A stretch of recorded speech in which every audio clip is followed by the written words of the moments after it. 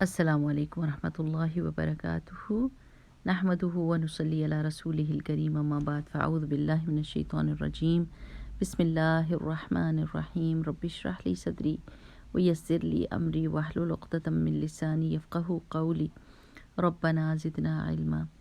اللہ سبحانہ تعالیٰ سے دعا ہے کہ یا رب العزت جو بھی نیکی کی بات ہمارے کان میں پڑ جائے ہم کو توفیق دے کہ ہم اس کے اوپر عمل کر سکیں۔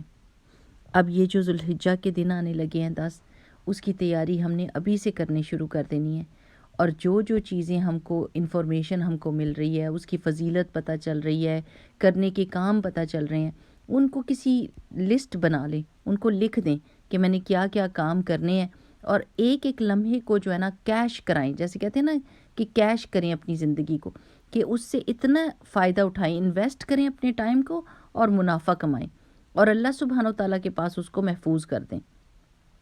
اللہ تعالیٰ ہمارے لیے آسانی کرے۔ سوچنے کی بات آج کی کیا ہے، تھاٹ آف دا ڈے، کہ یہ زندگی کیسی ہے میری پیاری بہنوں؟ یہ خوف کی زندگی ہے، اس میں ہر وقت ہمیں کوئی نہ کوئی ڈر لگا رہتا ہے۔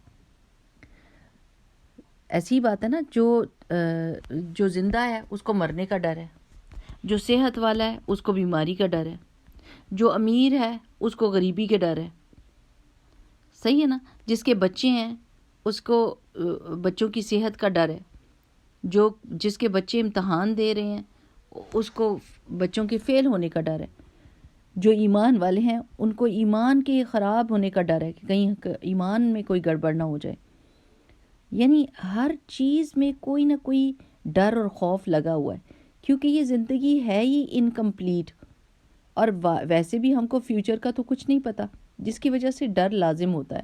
جس کو اپنے فیوچر کا نہیں پتہ ہوگا وہ ڈرتا ہے، لیکن مسلمان اور ایک مومن کے لیے یہ خوف کوئی معنی نہیں رکھتا، کیونکہ اس کو اس سے بڑی ایک چیز کا پریشانی ہے، اور وہ ہے آخرت اور اللہ تعالیٰ کی رضامندی، کہ وہ میں نے حاصل کر کے چھوڑنی ہے، کہیں وہ نہ میرے ہاتھ سے جائے، جس کی وجہ سے یہ سارے ڈر اور خوف جو ہے ماند پڑ جاتے ہیں۔ اب دیکھیں کہ جیسے آپ سوچیں نا کہ زندگی میں آپ کو یہ بھی ڈر ہوتا ہے کہ کمائیں گے کیسے، کھائیں گے کیسے، گھر کے بل ہیں وہ دینے ہیں، یہ فکریں ہی ہے نا، بچوں کو پڑھانا ہے، بچوں کی لیکن سڈنلی خدا نخواستہ کسی کی زندگی میں کوئی پریشانی آ جاتی ہے صحت کی طرف سے، اور وہ کیا ہوتا ہے کہ کسی کو پتہ چل گیا کہ یہ بیماری ہو گئی ہے، بڑی بیماری، تو انسان ان سب فکروں کو بھول جاتا ہے۔ بل کیسے چکانے ہیں، گھر کی صفائی کیسے کرنی ہے، بہت ساری فکریں جو ڈیلی روٹین میں ہوتی ہیں وہ سب کی سب ماند پڑ جاتی ہیں، اور ایک چیز غالب آ جاتی ہے اور وہ بیماری ہوتی ہے کہ میں اس بیماری سے کیسے چھٹکارا حاصل کروں۔ ایسی بات ہے نا، جیسے خدا نخواستہ کبھی کسی کا کوئی بچہ بیمار ہو جاتا ہے تو وہ جو انہوں نے سیو کیے ہوتے ہیں نا پیسے، جو بچوں کی شادیوں کے لیے، ان کی پڑھائیوں کے لیے، ڈر کے مارے وہ پیسے جمع کر کے رکھے ہوتے ہیں، جیسے ہی پتہ چلتا ہے خدا نخواستہ کہ بچہ بیمار ہوا ہے وہ سب جمع پونجی لگا دیتے ہیں، کیونکہ وہ بڑا خوف جو ہے وہ چھوٹے خوف کو ختم کر دیتا ہے۔ بالکل اسی طرح میری پیاری بہنوں، جو مومن ہوتا ہے نا، اس کا خوف، اس کا ہم، اس کا غم آخرت میں کامیابی ہے، کہیں آخرت میں ناکام نہ ہو جاؤں، یہ ڈر جو ہے نا وہ باقی سارے ڈر اور خوف جو ہے نا ان کو ماند کر دیتا ہے، ان کو ہلکا کر دیتا ہے۔ انسان ان سے ویسے نہیں ڈرتا جیسے آخرت کی ناکامی سے ڈرتا ہے۔ تو اللہ سبحانہ تعالیٰ نے کہا ہے نا کہ میں اپنے بندے کے اوپر دو خوفوں کو جمع نہیں کروں گا، جو اس دنیا میں ڈر ڈر کر رہے گا وہ آخرت کے خوف سے آزاد ہوگا۔ اللہ تعالیٰ نے فرمایا ہے نا قرآن پاک میں، لا خوف علیہم ولا هم یحزنون، قیامت کے دن تو ان کا یہ حال ہوگا، نہ ان کو ڈر ہوگا نہ وہ غمگین ہوں گے۔ تو یہ بات سمجھنے کی ہے میری پیاری بہنوں، کیونکہ ہم نے زندگی میں چھوٹے چھوٹے غموں کو ایسا بنا لیا ہے جیسے خدا نخواستہ اللہ ہم سے ناراض ہے۔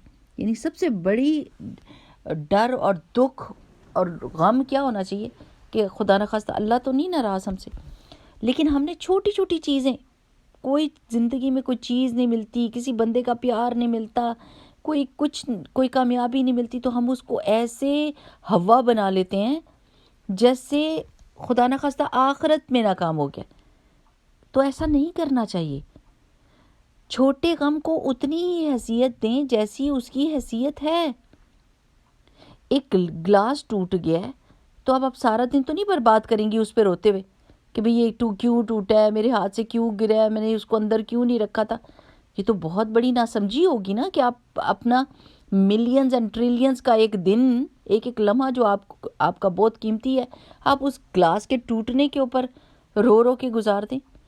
لیکن حقیقت یہ ہے میری پیاری بہنوں کہ ہم ایسے ہی کر رہے ہیں. حقیر چیزوں کے لیے اتنا دکھتے ہیں, اتنا روتے ہیں, اتنا ہم اور غم کرتے ہیں جتنا ہم اور غم آخرت کی ناکامی سے ڈرنے پر ہونا چاہیے. اس دنیا میں اگر آپ ایک خوف پال لینا, ایک, سب چیزیں آپ کی حل ہو جائیں گی, اور وہ ہے اللہ سبحانہ و تعالیٰ کی ناراضگی کا خوف. اگر یہ آپ نے اپنے دل میں بٹھا لیا نا تو باقی سارے خوف اس کے انڈر آ جائیں گے اور اللہ سبحانہ و تعالیٰ ان کی ٹیک کیئر کر لے گا. بڑی مزے کی بات ہے کہ اللہ سبحانہ و تعالیٰ کیسے پلان کرتا ہے. جو مومن ہوتے ہیں نا ان کے لیے پلاننگ اللہ سبحانہ و تعالیٰ سمجھ ہی نہیں سکتا انسان کہ کس طریقے سے اللہ تعالیٰ ایک ہی دن میں کیسے پلٹا کے رکھ دیتا ہے حالات. لیکن اس کے لیے مکمل یقین, مکمل توکل اللہ کے اوپر ہونا چاہیے کہ اللہ جو کرے گا وہ صحیح ہے, اللہ نے جو کیا وہ صحیح ہے. میری پلاننگ کچھ اور تھی, اللہ کی پلاننگ کچھ اور تھی. جو بھی اللہ تعالیٰ کی پلاننگ تھی اس کے حکمت کے تابع تھی. اللہ سبحانہ و تعالیٰ میرا بھلا چاہتا ہے, وہ مجھ سے محبت کرتا ہے, اس نے میرے ساتھ کوئی ظلم نہیں کیا, اس نے اپنی ذات پہ ظلم کو حرام کیا ہوا ہے. میرے ساتھ جو ہوا ٹھیک ہوا, میں نے اس سے بہترین حل نکالنا ہے, میں نے اس سچویشن میں بہترین طریقہ اختیار کرنا ہے, اللہ کا شکر ادا کرنا ہے کہ اس سے بڑی بھی کوئی مصیبت آ سکتی تھی. اللہ تیرا لاکھ لاکھ شکر ہے. اب پلاننگ کا کیا بتاؤں گی. حضرت موسیٰ علیہ السلام, اب آپ ذرا دیکھیں ماں کا حال کہ اپنا بچہ, اپنے دل کا ٹکڑا, پتہ ہے کہ ابھی پولیس باہر آئے گی, پکڑ کے تو مار دے گی اس کو, رکھی رکھا خوف خوف خوف خوف. اور پھر اللہ تعالیٰ نے دل میں ڈال دیا کہ اس کو اس میں ڈال کے تو دریا میں کر دو. اور انہوں نے اللہ پہ توکل کر کے, ظاہر تکلیف بھی تھی, ڈر بھی تھا, خوف بھی تھا, پر اللہ پہ توکل تھا, اللہ سبحانہ و تعالیٰ بہترین کرے گا, اور ڈال دیا دریا میں. اور کیا ہوا, 24 گھنٹے کے اندر اللہ سبحانہ و تعالیٰ نے کیسے پلٹایا. یعنی ان کے آس پاس سب بنی اسرائیلیوں کے بچے مارے جا رہے تھے, جو پیدا ہوتا جاتا تھا وہ مر رہا تھا, اس کو قتل کیا جا رہا تھا فرعون کے کہنے پر. لیکن حضرت موسیٰ کو نہیں. حضرت موسیٰ کی ٹوکری گئی اور فرعون ہی کے گھر والوں نے اٹھائی, فرعون کے گھر والوں نے ہی ڈھونڈا ماں کو, اور جا کے ماں نے اپنے بچے کو پکڑا اور اس کو فیڈ کرایا. اللہ کا وعدہ پورا. یہ پلاننگ کیسے ہو سکتی کہ ایک ہی دن میں سارے حالات پلٹ جائیں, ایک ہی دن میں یہ خوف ہو کہ بس ابھی مرنے والا ہے بچہ, اور اسی دن پتہ چلے کہ جو مارنے والا ہے اسی نے اپنی حفاظت میں گھر میں واپس پہنچا دی ہے. How amazing is that. اور پھر یہ خوف بھی ختم ہو جائے کہ اس کو پالیں گے کیسے, اس کا کھانا پینا, اٹھنا بیٹھنا, کپڑے, سب کچھ, تربیت, سب کچھ دشمن کرے گا, وہ پالے گا. ماں کو بھی انجوائے کریں گے اور عیش کو بھی انجوائے کریں گے.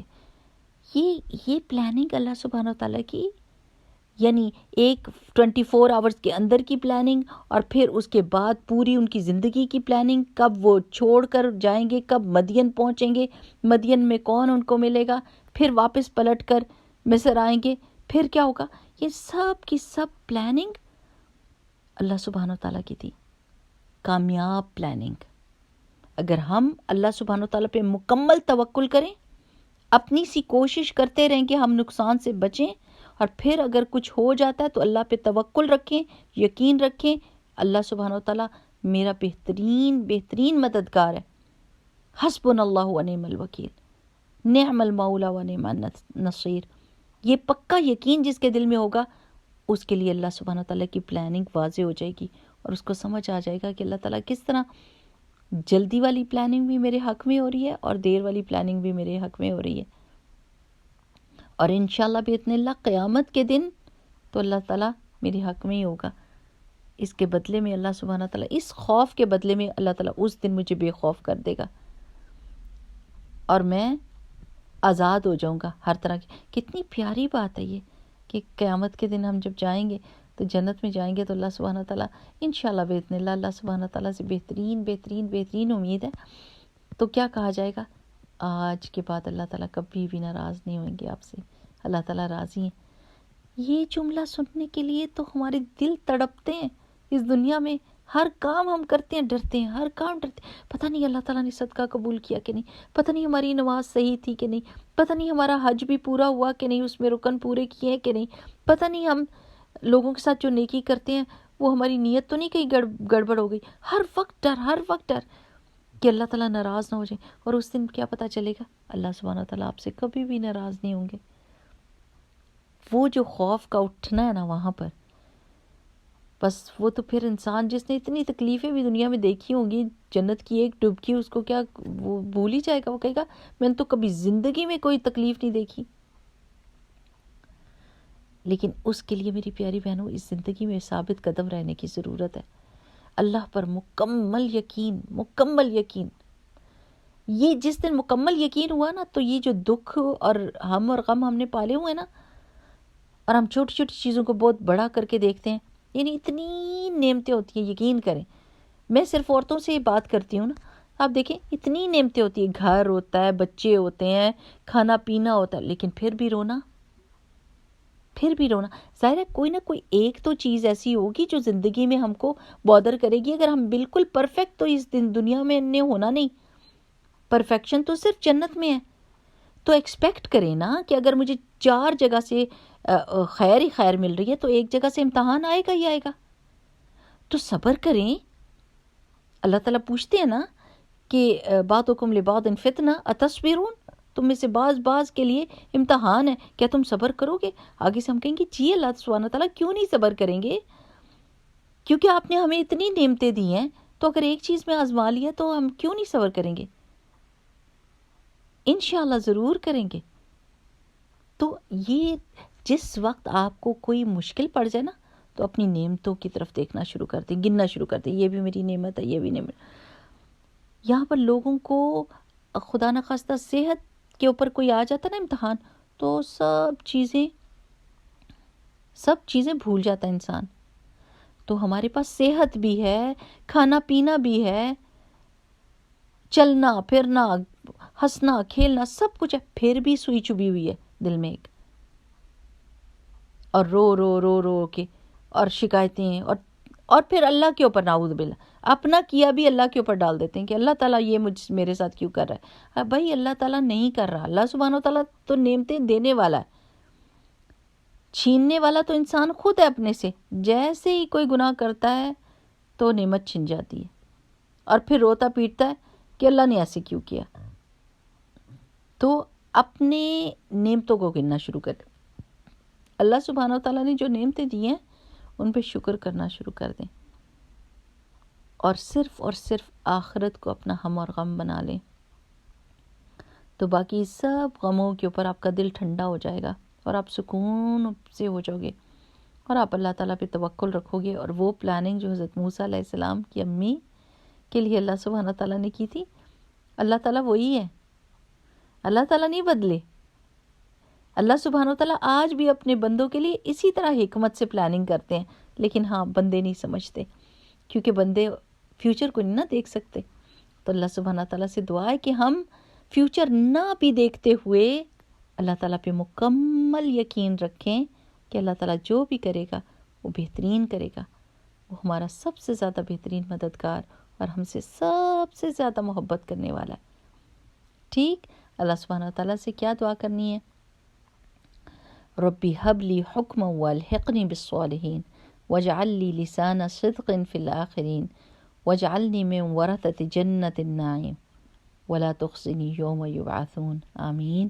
سبحانک اللہم وبحمدک نشہد ان لا الہ الا انت نستغفرک ونتوب الیک. السلام علیکم ورحمۃ اللہ وبرکاتہ.